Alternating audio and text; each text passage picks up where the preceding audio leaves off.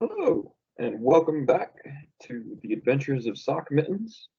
Today, I'll talk a little bit about how I'm planning out my adventure, my journey into this uh, marathon in the fall.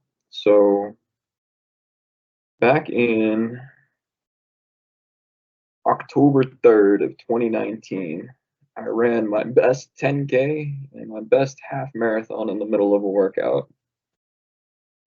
As you can see, it was a pretty good workout. I was probably in close to the best shape of my life, if not the best shape of my life. Um, but shortly after this was my last big workout. Um, I ended up blowing up. My body kind of disintegrated. My quads uh, ended up with a quad pull, which then I tried kind of overcoming by spending time on the elliptical, which then led to an Achilles injury that took about a year and a half to come back from. So over the last few weeks, I've just been running kind of as a, yeah, just trying to get back into shape. So this this time on October 17th, I'm going to attempt this same marathon again that I was training for 2 years ago.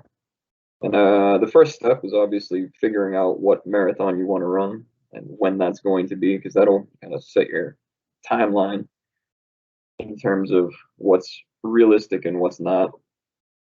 So in this case, I have until October 17th to get back into the shape of my life. Um, Obviously, the next step is also to figure out what goals you have for the race. My C goal is basically to finish this time. Obviously, I didn't even get to that 2 years ago. My B goal would be to go sub 3:15. I think I'd be okay with that. And then obviously my A goal, my real kind of pie in the sky goal is sub 3. Now that we know what our goal is and how many weeks until or when our race is, we know how many weeks we have until race day, which in this case is 16 weeks. You got to figure out what training plan you want to be on.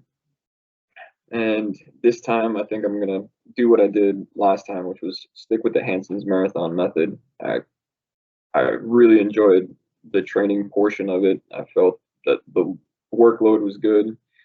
Um, so I think it seemed like a very reasonable plan, and I felt like I was in shape to do what I wanted to do 2 years ago.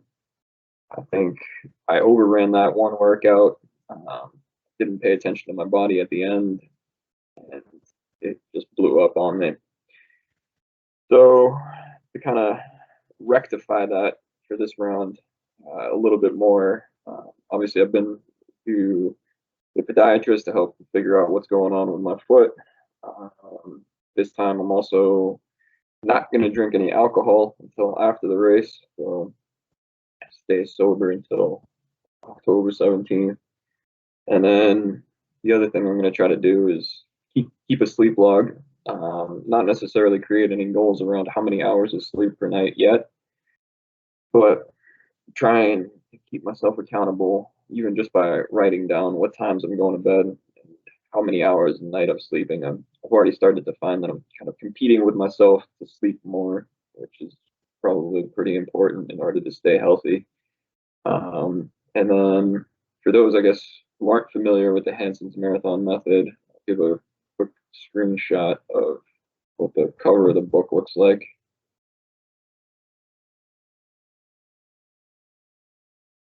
It looks like this, and it's a pretty thorough and enjoyable read. So let's see if the second time's the charm this year.